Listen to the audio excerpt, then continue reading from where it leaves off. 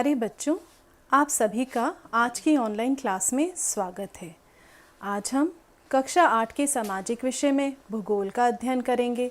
आपकी पाठ्यपुस्तक पृथ्वी और हमारा जीवन का पाठ 2 भारत कृषि एवं सिंचाई का अध्ययन करेंगे। बच्चों, इस पाठ को हमने 2 भागों में विभाजित किया है। पिछले भाग में हमने कृषि फसलों के प्रकार एवं मुख्य उपजों के बारे में जाना था और हमारा आज का प्रकरण है सिंचाई के साधन एवं हरित क्रांति। अब तक हमने जाना। आज के भाग को शुरू करने से पहले अब तक हमने इस पाठ में क्या क्या जाना है, इसे एक बार दोहरा लेते हैं। हमने कृषि के बारे में जाना था। कृषि भारत की सबसे महत्वपूर्ण आर्थिक क्रिया है। भूमि के उपयोग के द्वारा फसल के उत्पादन को कृषि कहते हैं और कृषि के अंतर्गत फसल उत्पादन के साथ साथ बागवानी, पशुपालन, रेशम कीट पालन, मत्स्य पालन आदि भी आता है। 2 प्रकार की कृषि, निर्वाह कृषि एवं व्यापारिक कृषि के बारे में चर्चा की थी। निर्वाह कृषि वह कृषि जो स्थानीय आवश्यकताओं की पूर्ति के लिए की जाती है और व्यापारिक कृषि किसे कहते हैं आप सभी जानते होंगे। वह कृषि जिसका मुख्य उद्देश्य फसल को बाजार में बेचना होता है, उसे हम व्यापारिक कृषि कहते हैं। फसलों का वर्गीकरण पिछले भाग में हमने जाना था। भारत में पैदा होने वाली फसलों को 3 वर्गों में रखा जाता है। वे 3 वर्ग कौन कौन से हैं? खाद्यान्न फसलें वे फसलें होती हैं जो खान पान में प्रयुक्त होती हैं, अर्थात अनाज, गेहूँ, ज्वार, बाजरा, ये सभी खाद्यान्न फसलें होती हैं। नकदी फसलें वे फसलें जिनका उपयोग दूसरों के लिए किया जाता है, अर्थात किसान फसल का उत्पादन करके उसे बाज़ार में बेचता है और वह कच्चे माल की तरह उद्योगों में इस्तेमाल की जाती है और अन्य क्षेत्रों में भी उसका प्रयोग किया जाता है। उसे हम नकदी फसल कहते हैं, जिससे नकद आय की प्राप्ति होती है, जैसे गन्ना, कपास, जूट, तिलहन आदि। पेय एवं बागाती फसलें, इन फसलों की कृषि बड़े बड़े बागानों में होती है और इनके उदाहरण कौन कौन से थे आपको याद होगा बच्चों, जैसे चाय, कहवा, गरम मसाला आदि। कृषि फसलों के प्रकार, फसल को बोने और काटने के समय के आधार पर हमने कृषि फसल 3 प्रकार की पढ़ी थी। सबसे पहले रबी की फसल। रबी की फसल को बोने का समय होता है जाड़े के प्रारंभ में और इसे काटते हम कब हैं? आपको ध्यान होगा, इसे हम ग्रीष्म ऋतु के प्रारंभ में काटते हैं। रबी की फसलों के उदाहरण कौन कौन से थे बच्चों? गेहूँ, चना, सरसों आदि। खरीफ की फसल। खरीफ की फसल को बोने का समय है वर्षा ऋतु के प्रारंभ में और इसे हम जाड़े के प्रारंभ में काट लेते हैं। खरीफ की फसलें कौन कौन सी हैं? खरीफ की फसलों में धान, जूट, मूंग, मूंगफली आदि आते हैं। जायद की फसलें। जायद की फसलों को मार्च अप्रैल के समय बोया जाता है और उपज तैयार होने पर हम इन्हें प्राप्त कर लेते हैं। जायद की फसलों के उदाहरण कौन कौन से थे बच्चों? कौन कौन सी मुख्य उपजें हैं? जायद की फसलों में खरबूज, तरबूज, सब्जियां आदि सम्मिलित थे। मुख्य उपजें अर्थात मुख्य फसलें जैसे गेहूँ, चावल, कपास, जूट, गन्ना, चाय, कॉफ़ी के बारे में हमने विस्तार से अध्ययन किया था। इन सभी मुख्य फसलों की क्या भौगोलिक दशाएं हैं जिनकी आवश्यकता होती है खेती करने के लिए, और साथ ही साथ भारत के कौन कौन से ऐसे क्षेत्र हैं जहां ये प्रमुख रूप से इनका उत्पादन किया जाता है। आज हम जानेंगे, आज के भाग में हम कृषि की समस्याओं के बारे में जानेंगे। पिछले भाग में हमने कृषि के बारे में, मुख्य फसलों के बारे में विस्तार से जाना था। इस भाग में हम कृषि की समस्याएं, खेती करते समय किसान को कौन कौन सी समस्याओं का सामना करना पड़ता है, अर्थात कृषि में कौन कौन सी समस्याओं से उसे रूबरू होना पड़ता है, उसके बारे में हम जानेंगे। कृषि से संबंधित सरकार की व्यवस्थाएं, कृषि से संबंधित सरकार ने क्या क्या व्यवस्थाएं की हैं, उसके बारे में हम अध्ययन करेंगे। राष्ट्रीय कृषि नीति का क्या मुख्य उद्देश्य है एवं इसके क्या लक्ष्य हैं, इसके बारे में हम चर्चा करेंगे। चकबंदी किसे कहते हैं, चकबंदी से आप क्या समझते हैं, इसे हम एक उदाहरण के द्वारा भी जानेंगे और चकबंदी से क्या लाभ होते हैं, इसके बारे में भी हम अध्ययन करेंगे।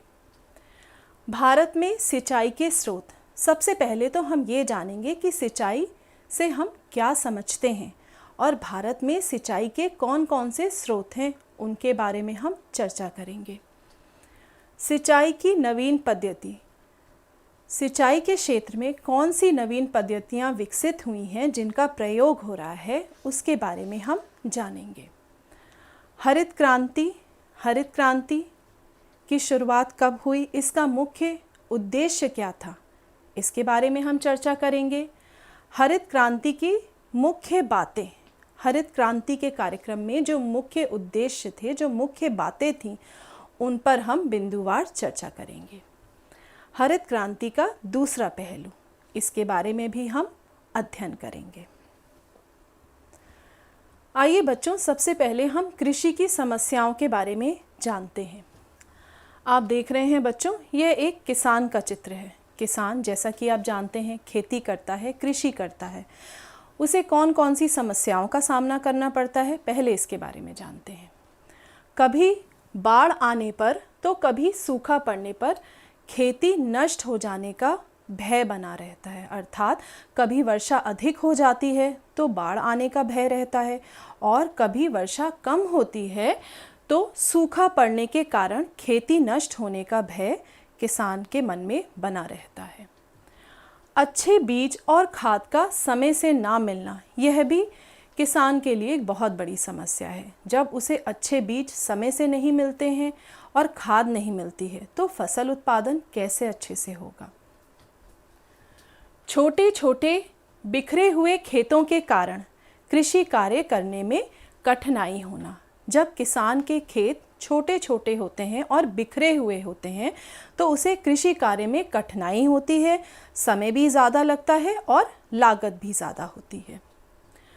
कभी कभी पशुओं में बीमारी फैलने से भी कृषि कार्य बाधित हो जाता है, जिस कारण कृषि पर प्रतिकूल प्रभाव पड़ता है। नहरों में समय से और पर्याप्त पानी ना होना, कृषि के लिए बच्चों आप सभी जानते हैं पानी की आवश्यकता होती है और जब नहरों में पानी समय से नहीं होता है और पर्याप्त मात्रा में नहीं होता है तो यह भी फसल उत्पादन पे प्रतिकूल प्रभाव डालती है। कृषि से संबंधित सरकार की व्यवस्थाएं, हमने किसान की समस्याओं के बारे में जाना। अब हम जानते हैं कि सरकार ने क्या व्यवस्थाएं की हैं किसान के लिए और कृषि के लिए। फसलों की खरीद की न्यूनतम दर निश्चित की जाती है। फसल की जो पैदावार होती है, किसान को उसका उचित दर मिले, इसके लिए सरकार फसलों की खरीद की एक न्यूनतम दर निश्चित कर देती है। खरीदने और बेचने के लिए फसलों को मंडियों और विपणन केंद्रों की स्थापना की जाती है। आने जाने और फसलों की ढुलाई के लिए किसान अपनी फसल की पैदावार को मंडियों तक लेके जा सके और उसकी ढुलाई के लिए छोटे और बड़े मार्गों को बनाया जाता है। खाद्य संरक्षण के लिए जब फसल उत्पादित होती है बच्चों तो उसको संरक्षित भी करना पड़ता है। उसको संरक्षण करने के लिए सरकार ने गोदामों की स्थापना की है और शीत घरों, जिन्हें हम अंग्रेजी में कोल्ड स्टोरेज भी कहते हैं, उनकी भी स्थापना की है। किसान क्रेडिट कार्ड बनाकर किसानों को क्रेडिट कार्ड दिए गए हैं, जिसके द्वारा कृषि कार्य के लिए उन्हें आसानी से बैंकों से ऋण उपलब्ध हो सके और साथ ही साथ फसलों की बीमा योजना को भी सरकार ने संचालित करने के लिए व्यवस्थाएं बनाई हैं। राष्ट्रीय कृषि नीति। बच्चों, कृषि के विकास के लिए सरकार राष्ट्रीय कृषि नीति बनाती है। राष्ट्रीय कृषि नीति के मुख्य उद्देश्य क्या हैं, इनके बारे में हम जानते हैं। कृषि नीति का मुख्य उद्देश्य है कृषि क्षेत्र में कृषि के उत्पादन में उचित वृद्धि दर प्राप्त करना, ऐसे विकास को कृषि क्षेत्र में प्रोन्नत करना, बढ़ावा देना, जिससे हमारे संसाधनों का कुशलतापूर्वक उपयोग किया जा सके, हमारी भूमि, जल और जैव विविधता को भी साथ ही साथ सुरक्षित रखा जा सके। किसानों को मूल्य संरक्षण प्रदान करना, जैसा कि हमने जाना कि सरकार ने क्या व्यवस्थाएं की हैं। सरकार ने फसल की एक निश्चित दर तय कर दी जाती है, जिसके कारण किसानों को अपनी फसल की पैदावार का उचित मूल्य मिले। कृषि क्षेत्र में फसलों के बीमाकरण की सुविधा भी देना, इसकी भी सुविधा सरकार ने राष्ट्रीय कृषि नीति में किसानों के लिए व्यवस्थित की है। जैव प्रौद्योगिकी पर बल देना, कृषि कार्यों के लिए किसानों को ऋण सुनिश्चित कराना। ऋण मिलने से किसान अच्छे खाद, बीज और कृषि के लिए जितनी उन्हें आवश्यकता होती है वे सब प्रयोग में ला सकते हैं, जिसके लिए सरकार ने उन्हें क्रेडिट कार्ड मुहैया करवाए हैं। अब हम चकबंदी के बारे में जानते हैं। चकबंदी को हम एक उदाहरण से समझते हैं। यह चित्र जो आप देख रहे हैं, इस चित्र में छोटे छोटे अलग अलग रंगों के चौकोर खाने हैं। कुछ नीले रंग के खाने हैं, पीले, लाल और हरे रंग के खाने हैं। मान लेते हैं एक व्यक्ति के पास नीले रंग के चौकोर खाने हैं। ये उसके छोटे छोटे बिखरे हुए खेत हैं। अब किसान के पास नीले रंग के 4 छोटे बिखरे हुए खेत हैं और उसे खेती कृषि कार्य करना है। तो बच्चों, आप देख सकते हैं जब खाने बिखरे हुए हैं तो एक किसान के लिए कितना मुश्किल है हर चौकोर खाने, हर छोटे छोटे बिखरे खेत पर जाकर खेती करना, जिससे उसका समय भी ज़्यादा लगता है और लागत भी ज़्यादा होती है। अगर इन्हीं खानों को, चौकोर खानों को हम एक जगह कर दें, आपने देखा किसान के बिखरे हुए खेत थे, छोटे छोटे बिखरे हुए चौकोर खाने थे। अब वही नीले 4 खानों को हमने एक चक के रूप में बदल दिया। ये 4 खाने इकट्ठे आ गए। लाल रंग के 4 खाने, ये भी एक चक के रूप में बदल गया और ये हरे रंग का भी चक के रूप में बदल गया। तो जब चारों छोटे छोटे बिखरे हुए खाने एक साथ हो गए, तो इसी प्रकार अगर किसान के छोटे छोटे बिखरे हुए खेतों को हम एक चक के रूप में बदल देते हैं तो उसे कृषि कार्य करने में भी आसानी होती है और साथ ही साथ उसका समय भी कम लगता है और लागत भी कम लगती है। तो चकबंदी क्या है बच्चों? छोटे छोटे टुकड़ों में बिखरे हुए खेतों में सही ढंग से खेती नहीं की जा सकती है। इसमें लागत तो लगती ही लगती है, इसलिए सरकार ने चकबंदी द्वारा किसानों की दूर दूर बिखरी हुई जोतों अर्थात खेतों को एक चक के रूप में बदल दिया जाता है, जिसे हम चक काटना भी कहते हैं। आप देख रहे हैं चित्र के द्वारा, यह एक चक के रूप में बिखरे हुए खेतों को बदल दिया गया। इधर उधर बिखरे खेत एक जगह करने पर, एक व्यक्ति के खेत एक साथ होने पर खेत बड़ा भी हो जाता है और कृषि कार्य करने में भी आसानी होती है, फसल उत्पादन भी अच्छे से होता है। इसे ही हम चकबंदी कहते हैं, जब बिखरे हुए छोटे छोटे खेतों को एक चक के रूप में बदल दिया जाता है। सिंचाई के स्रोत, सबसे पहले ये जानते हैं सिंचाई से हम क्या समझते हैं।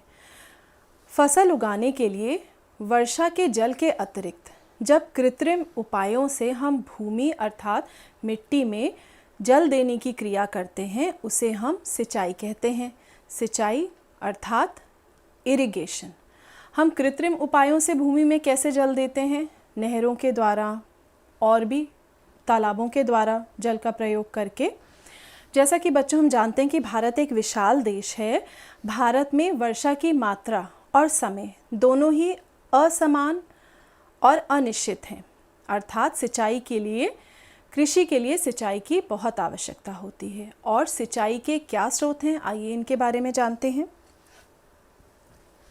सबसे पहले नहर, जिसे हम अंग्रेज़ी में कैनाल भी कहते हैं। नहर प्राकृतिक ना होकर यह जल परिवहन एक मानव निर्मित जल का स्रोत है। नदियों के द्वारा नहरें बनाई जाती हैं, जिससे जल एक स्थान से दूसरे स्थान तक, अर्थात एक क्षेत्र से दूसरे क्षेत्र तक सिंचाई के लिए पहुंचाया जाता है।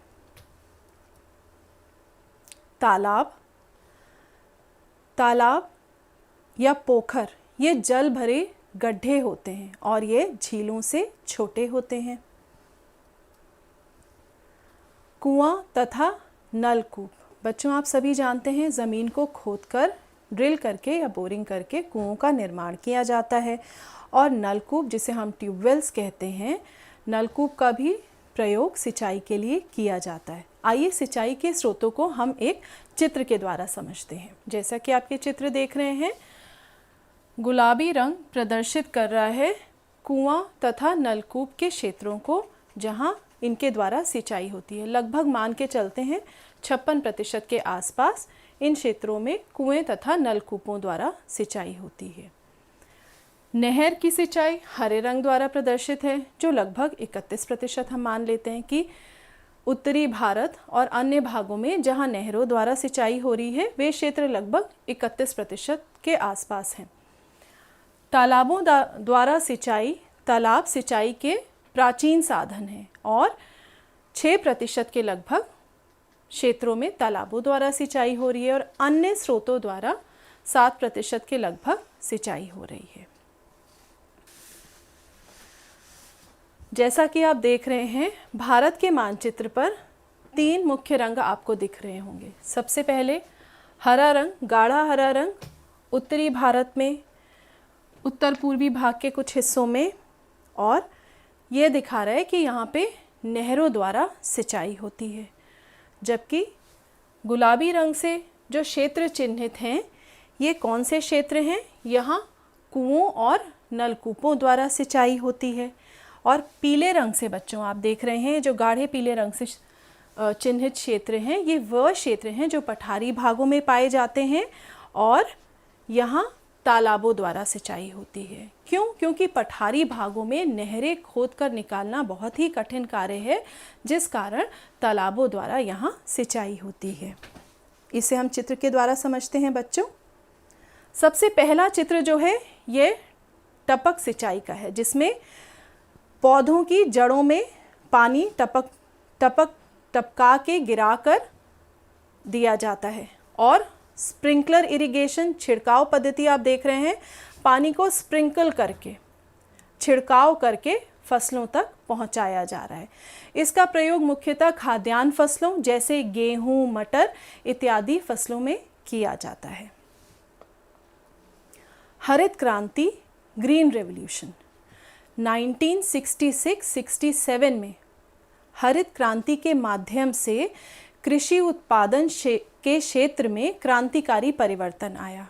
बच्चों, इस कार्यक्रम का मुख्य उद्देश्य था उन्नत किस्म के बीजों, खाद, सिंचाई एवं आधुनिक यंत्रों के प्रयोग के द्वारा, आधुनिक यंत्रों के कौन कौन से आधुनिक यंत्र, जैसे ट्रैक्टर हो गए, थ्रेशर हो गए, इन सब का कृषि में प्रयोग करना। इनके प्रयोग के द्वारा कृषि उपज अर्थात कृषि के क्षेत्र में उत्पादन बढ़ाने के लिए तीव्र गति से, यह इस कार्यक्रम का मुख्य उद्देश्य था। भारत में हरित क्रांति का जनक डॉक्टर MS स्वामीनाथन को कहते हैं।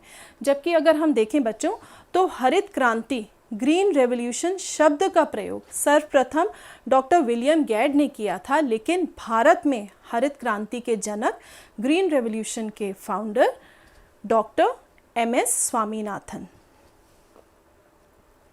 हरित क्रांति की मुख्य बातें जानते हैं।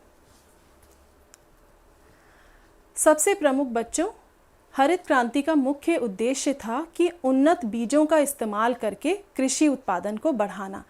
गेहूं के लिए कुछ उन्नत किस्म की बीजों का इस्तेमाल हुआ, जैसे सरबती, सोनारा, कल्याण सोना और हीरा। धान की उन्नत किस्में थीं IR, ताइचुंग 65, जया, पद्मा, पंकज, जमुना और साबरमती। उन्नत बीजों का इस्तेमाल करते हुए कृषि उत्पाद को बढ़ाना। रासायनिक खाद का प्रयोग करना कृषि में, ammonium sulphate, urea, di ammonium phosphate, potassium sulphate, potassium nitrate आदि रासायनिक खादों का प्रयोग कृषि क्षेत्र में करना। इसके अतिरिक्त जो मुख्य बातें थीं, जैविक खाद का उत्पादन बढ़ाना। जैविक खाद कृषि के लिए सर्वोत्तम खाद है। जैविक खाद कौन कौन सी होती हैं? कंपोस्ट की खाद, हरी खाद जो कि सनई और ढैंचा को सड़ा के बनाई जाती है, नीम की खली की खाद, इनका उत्पादन बढ़ाना तथा कृषि में इसका उपयोग और ज़्यादा बढ़ाना। रासायनिक कीटनाशक दवाओं का भी प्रयोग बढ़ाना ताकि फसलों को कीटों के द्वारा नुकसान ना हो। कृषि यंत्र जैसे ट्रैक्टर, थ्रेशर आदि का कृषि में प्रयोग करना। फसलों की सिंचाई के लिए किसानों तक सिंचाई की सुविधा पहुँचे, इसके लिए नलकूप, नहरों, तालाब आदि बनाने का कार्य किया गया। यह सब हरित क्रांति की मुख्य बातें हैं। हरित क्रांति का दूसरा पहलू बच्चों, रासायनिक कीटनाशकों और उर्वरकों के प्रयोग से पैदावार तो ज़रूर बढ़ी, लेकिन रासायनिक कीटनाशकों का प्रयोग लंबे समय तक फसलों पर अर्थात मिट्टी पर भी बना रहा, जिसका आगे चलकर प्रतिकूल प्रभाव पड़ा। DDT का प्रयोग चारे के माध्यम से गाय तक, फिर उस गाय के द्वारा गाय के माध्यम से प्राणियों तक पहुंचा, जिसका भी प्रतिकूल प्रभाव पड़ा। क्यों? क्योंकि DDT में कुछ ऐसे रसायन होते हैं जो घातक बीमारियों को जन्म देते हैं, साथ ही साथ ये हमारी रोग प्रतिरोधक क्षमता को भी कम करते हैं और मिट्टी और जल के स्रोतों को भी प्रदूषित करते हैं। आज हमने जाना, एक बार दोहरा लेते हैं, आज के पाठ में हमने क्या क्या जाना। राष्ट्रीय कृषि नीति का उद्देश्य कृषि क्षेत्र में उचित वृद्धि दर प्राप्त करना है और ग्रामीण संरचना को सुदृढ़ बनाना, साथ ही साथ कृषि के क्षेत्र में विकास को प्रोत्साहन देना है। भारत में वर्षा की मात्रा और समय दोनों ही अनिश्चित व असमान है, जिस कारण सिंचाई बहुत ही आवश्यक है। भारत में सिंचाई के मुख्य स्रोत जैसे नहरें, कुएं, तालाब, नलकूप आदि के बारे में हमने विस्तार से चर्चा की। सिंचाई की नवीन पद्धतियाँ जैसे टपक सिंचाई, ड्रिप इरिगेशन, छिड़काव पद्धति, स्प्रिंकलर इरिगेशन के बारे में हमने विस्तार से जाना। हरित क्रांति 1966-67 में प्रारंभ हुई, जिसके माध्यम से कृषि उत्पादन के क्षेत्र में क्रांतिकारी परिवर्तन आया और इस कार्यक्रम का मुख्य उद्देश्य क्या था? उन्नत बीजों के द्वारा कृषि उत्पाद को बढ़ाना, तीव्र गति से खाद, सिंचाई एवं आधुनिक यंत्रों का कृषि में प्रयोग करना। हरित क्रांति के जनक डॉक्टर MS स्वामीनाथन को कहा जाता है। बच्चों, अब हम कुछ अभ्यास कार्य करते हैं। निम्नलिखित प्रश्नों के उत्तर दीजिए। भारत में सिंचाई के कौन कौन से साधन हैं? जैसा कि हमने जाना, भारत में सिंचाई के प्रमुख साधन हैं नहरें, तालाब, कुएं और नलकूप। इनके बारे में आप लिखेंगे और चित्र के द्वारा और भारत के मानचित्र पर चिन्हित करते हुए आप इन्हें अपने अभ्यास पुस्तिका में करेंगे। चकबंदी क्या है और भारत में चकबंदी से क्या लाभ हुआ है? चित्र के द्वारा हमने जाना था कि छोटे छोटे बिखरे हुए खेतों को जब एक चक के रूप में बदल दिया जाता है तो उसे हम चकबंदी कहते हैं, चक काटना कहते हैं, और जिससे किसान को कृषि कार्य करने में भी आसानी रहती है, लागत भी कम लगती है और समय भी उसका बचता है। हरित क्रांति से आप क्या समझते हैं और इसके प्रभावों को लिखिए। हमने हरित क्रांति के बारे में विस्तार से चर्चा की। इस कार्यक्रम का मुख्य उद्देश्य क्या था और हरित क्रांति की मुख्य बातों को, जैसे उन्नत किस्म की बीजों का उपयोग करना कृषि उत्पाद को बढ़ाने के लिए, रासायनिक कीटनाशकों का प्रयोग करना, रासायनिक खाद और जैविक खाद को भी साथ ही साथ बढ़ावा देना।